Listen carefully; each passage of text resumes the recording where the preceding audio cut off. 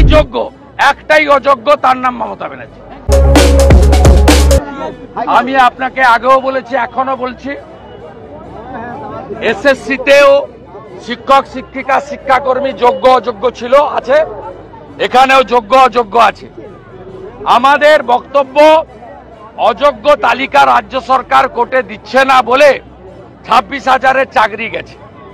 যদি অভিজিৎ গাঙ্গুলি মহোদয়ের জাজমেন্ট মানত তাহলে 7,000-এর চাকরি যেত, 19,000-কে রাস্তায় বসতে হতো না। প্রাইমারিতেও তাই, বেসিক ট্রেন্ড একাডেমিক পরীক্ষা দিয়ে পাস করা অনেক শিক্ষক আছে। আবার সাদা খাতাতে টাকার বিনিময়েও কয়েক হাজার নিয়োগ আছে।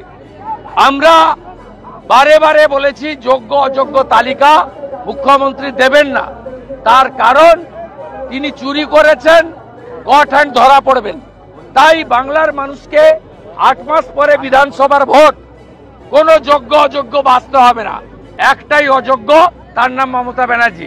এই অযোগ্য মহিলাটিকে, এই অযোগ্য মুখ্যমন্ত্রীটিকে বাতিল করে দেন নির্বাচনে, বাংলায় সব ঠিক হয়ে যাবে। সবাই যোগ্য, একটাই অযোগ্য, তার নাম মমতা ব্যানার্জি। বাংলার মানুষ সবাইকে ধন্যবাদ জানাই।